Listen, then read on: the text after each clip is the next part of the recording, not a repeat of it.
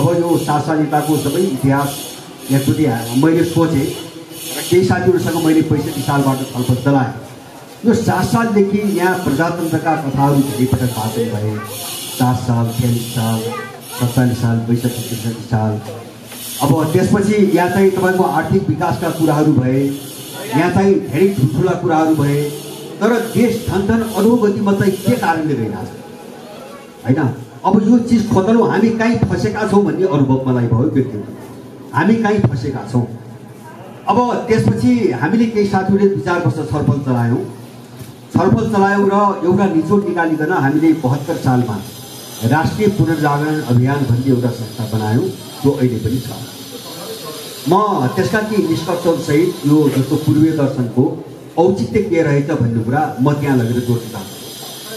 अब हामीले के देख्यौँ छलफल गर्दाखेरि भन्छ भने हामीले 7 साल यता जे चिज हातमा समात्यौँ, दर्शनको नाममा, सोचको नाममा, विचारको नाममा, मूल्यको नाममा र राज्य प्रणालीको नाममा जे चिज बोक्यौँ त्यो हाम्रो केही पनि हाम्रो पहिलो निष्ठा। त्यो अरू कसैको चिज हामीले बोकेर आएका थियौँ। त्यसले देशको निम्ति सधैँभरि घात गर्छ होइन। कहिले काङ्ग्रेसका पछि दौड, कहिले एमालेका पछि दौड, कहिले माओवादीका पछि दौड, कहिले चाहिँ राप्रपा पछि दौड। देश झन् चाहिँ तपाईँको एउटा सङ्कटको दुश्चक्रमा फस्दै जान्छ। अब समस्याको समाधान कहीँ पनि छैन र समस्याको पुनरुत्पादनको एउटा डरलाग्दो चक्र छ। समस्यामाथि समस्या र एउटा राजनीतिक परिवर्तनले पहिलेको भन्दा 10 गुणा ठुलो अर्को सङ्कट सिर्जना हो। जस्तो 7 सालले जुन समस्या ल्यायो त्योभन्दा ठुलो समस्या 47 सालले ल्यायो। अब 47 साल 62-63 सालको हेर्नुहुन्छ भने त अहिले त हामी त हिजो प्रजातन्त्र राजनीतिका कुरा गर्थ्यौँ। अहिले त हामी कहाँ पुग्यौँ? देश रहने हो कि होइन भन्ने ठाउँमा हामी 65-63 पछि पनि। त यो के हो त भन्ने एउटा हाम्रो यो लामो छलफल भयो। अब मैले जस्तो यो पूर्वीय दर्शनतिर जोड्नुभन्दा मैले आफ्ना के अनुभव राख्छु। जस्तो हामीले 7 सालपछि राजनीतिको नाममा हामीले जो दर्शन बोक्यौँ त्यो हाम्रो थिएन। पहिले त्यो पाश्चात्य दर्शन थियो, त्यो पश्चिमा दर्शन थियो। हामीले जुन विचार बोक्यौँ, समग्र समाजलाई हेर्ने, देशलाई हेर्ने, व्यक्तिलाई हेर्ने, परिवारलाई हेर्ने, त्यो हाम्रो थिएन। त्यो पश्चिमा तपाईँको सिद्धान्त थियो, त्यो पश्चिमा दर्शन थियो। अनि हामीले जुन राज्य प्रणाली बोक्यौँ त्यो हाम्रो उपर थियो। जस्तो यहाँको जलवायु, यहाँको माटोको संस्कृति, यहाँका मानिसहरू, यहाँका चाहिँ तपाईँको सामाजिक सम्बन्ध, यहाँका पारिवारिक सम्बन्धहरू, त्यसमा आधारित राज्य प्रणाली थिएन। यो अरू कसैको आवश्यकतामा बनेको र उनीहरूबाट निर्यात भएको राज्य प्रणाली थियो। हाम्रो यो पनि निष्कर्ष भयो। जस्तो समष्टि प्रजातन्त्र भनी सुन्छौँ हामी, के हो त? यो त बेलायतमा राजा र त्यहाँको संसदका बिचको जो लडाइँ भयो, लामो लडाइँ, त्यो लडाइँपछि भएको सम्झौताको दस्तावेज यो हामीले यहाँ बोकेर होइन हाम्रो देशमा लादियो, यसलाई लादियो। अब यो चिजले के गरायो, स्कुलिङ कस्तो गरायो त भन्छ भने जस्तो तपाईँको फिलोसफी विदेशी छ, बाहिरको छ, विचार विदेशी छ, मूल्यहरू विदेशी छन्, राज्य प्रणाली विदेशी छ। अनि यसले हाम्रो प्रवृत्ति स्कुलिङ सबै विदेशीकरण गर्दै गयो र हामी कहाँ पुग्यौँ त भन्छ भने आफ्नो देशभित्र भएका हर चिजप्रति घृणा गर्ने र विदेशी जो पात्र वा विषयहरू छन् त्यो हर चिजप्रति सम्मान गर्ने एउटा त्यो स्कुलिङ निर्माण हुँदै गयो हामीलाई। अहिले त्यो अनुभव भयो मलाई। जस्तो तपाईँको मैले प्रत्येक साल मार्क्स जयन्ती मनाउन थालेँ, मनाएँ होइन। मनाएको नराम्रो भन्न खोज्या होइन, तर त्यसले मलाई कहाँ पुर्याइदियो त भन्छ भने पृथ्वीनारायण शाहको निन्दा गर्ने ठाउँ पुर्याइदियो होइन। अब यहाँको परिभाषा तपाईँको बुद्धको कालको त्यत्रो चाहिँ तपाईँको नगर सभ्यता छ, त्यत्रो प्रजातन्त्र छ। पृथ्वीनारायण शाहको तपाईँको काठमाडौँको संस्कृति उनले आत्मसात गरेको कुरा भन्नुहोस्, वा चाहिँ उनले छानेको मान्छे विराज बखितलाई छोडेर भारादारहरूको बहुमतको आधारमा कालु पाण्डेलाई चाहिँ प्रधान सेनापति बनाएको कुरोसम्म यत्रो प्रजातन्त्रको अभ्यास छ। हामीले प्रजातन्त्रको कुरा गर्दाखेरि लिङ्कनको कुरा गर्नुपर्ने भयो। हामीले देशको कुरा सम्झेनौँ, हामीले देश बुझेनौँ। हामी भानुभक्तलाई चाहिँ सामन्तवादी कवि भन्न थाल्यौँ र त्यो सामन्तवादको कट्टर समर्थक लियो टाल्स्टाय र चाहिँ शेक्सपियरलाई हामीले साहित्यका देवता मान्न थाल्यौँ। त यस्तो स्कुलिङलाई हुनाले हामी सार त पुरै देशद्रोही बनाउँदै गयौँ होइन। नागरिकतामा हामी नेपाली, जीवन पद्धति र सोचमा सबै हामी विदेशी। यसरी योजनाबद्ध रूपमा लामो समयदेखि काम भयो र 28 सालको तपाईको शिक्षा प्रणाली त के गर्यो भन्छ भने हाम्रो जीवन पद्धति पुरै मासु हैन। जस्तो हाम्रो खानपान मासु, सोच मात्रै होइन, हाम्रो खानपान मासु, हाम्रो रहनसहन, हाम्रो जीवनशैली, हाम्रा आचार विचार, हाम्रा सम्बन्धहरू, मूल्यहरू अथवा शिष्टाचार सदाचार सबै चिज मासु। किन त्यो योजनामा ल्याएको थियो शिक्षा प्रणाली। जस्तो अहिले म निकममा जनशक्ति देख्छौँ नि हामी। अब यो शिक्षा प्रणाली कहाँ हुन्छ भने मलाई लाग्छ 4 सालपछि नेपालमाथि आक्रमणको अन्तिम कडी थियो। अन्तिम जो जगैदेखि उनीहरूले हमला गर्दै आए नि, यसको अन्तिम र सबैभन्दा खतरनाक कडी थियो। र यो कडी कस्तो थियो भन्छ भने म तपाईँहरूलाई एउटा उदाहरण दिउँ। लर्ड मेकालेको चाहिँ नीतिको आधारमा यो शिक्षा प्रणाली ल्याइएको हो। लर्ड मेकाले भने एउटा ब्रिटिस विद्वान हुन्। उनलाई चाहिँ इस्ट इन्डिया कालमा सम्भवतः 1825-26 तिर इन्डियामा त्यत्रो चाहिँ तपाईँको दबदबा चाहिँ उपनिवेश बनाएर पनि त्यहाँका मान्छेहरूलाई किन कन्ट्रोल गर्न सकेन भनेर ब्रिटिसहरूले अध्ययन गर्नको निम्ति उनलाई पठाए र झन्नै 1 दशक उनी उत्तरदेखि दक्षिण पूर्वदेखि पश्चिम भारत घुमे र उनले झन्डै 2000 भन्दा लामो पृष्ठको एउटा रिपोर्ट उनले बेलायतको संसदमा त्यहाँ चाहिँ बुझाए। त्यसको म सार मात्रै भन्न चाहन्छु, मैले शिक्षासँग जोड्न खोजेको। उनले के भने भन्छ भने मैले 1 दशकभन्दा बढी समय भारतका कुना कन्दरा सबै समाज हेरेँ। मैले त्यहाँ कुनै घरमा ताला लागेको देखेन। मैले कुनै पनि ठाउँमा चोरी भएको मेरो कानले सुनेन। मैले त्यहाँका मान्छेहरूको चेहरामा निधारमा अँध्यारोपन वा निराशापन वा दुखीपन मैले कहीँ पनि देखेन र असन्तुष्ट मान्छे मैले देखेन। हामीले ती मान्छेलाई कुनै पनि हालतमा हामीले गुलाम बनाउन सम्भव छैन। र उसले सुझायो यसको निम्ति एउटै मात्र उपाय छ। उसले के भन्छ भने हामीले त्यहाँ आफ्नो शिक्षा नीति लागू गर्नुपर्छ र उनीहरूलाई हामीले आफ्नो जनशक्ति उत्पादन गरेर त्यहाँको सभ्यता, संस्कृति र संस्कारमाथि आक्रमण नगरिकन ती मान्छेमाथि आधिपत्य चाहिँ जमाउन सकिँदैन उसको निम्ति। र त्यसपछि नेपालमा चाहिँ त्यसैको एउटा कडीका रूपमा नयाँ शिक्षा प्रणाली 28 सालमा लागू भएको हो, जसले नेपाललाई कहाँ पुर्यायो हामी सबैले देखिरहेका छौँ। त्यसैले मैले भन्न खोजेको के हो भन्छ भने हामी देशको निम्ति चिन्ता गरिरहेका छौँ। सुन्नुहोस् है, एकातिर देशको निम्ति चिन्ता गरिरहेका छौँ तर हामी स्वदेशी छैन। यो समस्या अहिले पनि हामीसँग छ, हामीसँगै पनि छ हैन। जस्तो हाम्रो सोच, देशप्रति चिन्ता छ, यो छलफल बस गरिरहेका छौँ तर हामी आफै सही स्वदेशी छौँ। हामीलाई उनीहरूले सबै विदेशीकरण गरिसकेका छन्। कहाँ गरेका छन् त भन्छ भने हाम्रो चिन्तनमा विदेशीकरण गरेका छन्, हामीले बोकेको विचारमा विदेशीकरण गरेका छन्, हामीले बोकेका मूल्यमा विदेशीकरण गरेका छन्, हाम्रो जीवन पद्धतिलाई विदेशीकरण गरेका छन्। त्यसकारणले यसबाट नउम्तिकन हामी तर्कमा यो लडाइँ गर्न सक्दैनौँ। किन मेरो पनि अहिले बुझाइ के हुन्छ भने जस्तो कोरोना आएपछि त धेरै छरपष्ट भयो हैन। पश्चिमी सभ्यताबाट जे चिज आयो जे हामीले बोक्यौँ यसमा समाधान कहीँ पनि छैन, कुनै क्षेत्रमा पनि छैन। यो अब उनीहरूले पनि बुझेका छन्। जस्तो मैले राजनीतिको कुरा गरेँ, समाधान कहाँ त उनको हामीले जो प्रणाली बोक्यौँ नि, समाधान कहाँ? देशलाई समाधान त कहीँ पनि दिएन।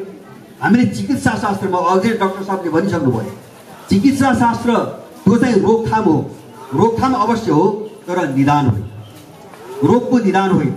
त्यो समस्या पनि हामीले देख्यौँ।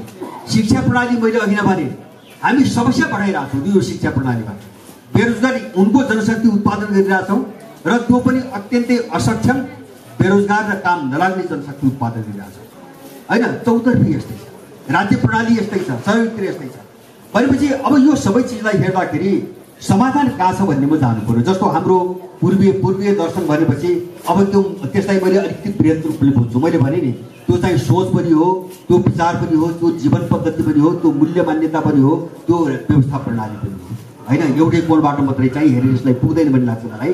त हाम्रो अहिले समस्या के हो भन्छ भने विशेष गरेर 3टा क्षेत्रमा चाहिँ हामीले ठुलो नक्सानी बेहोर्यौँ भन्ने छ।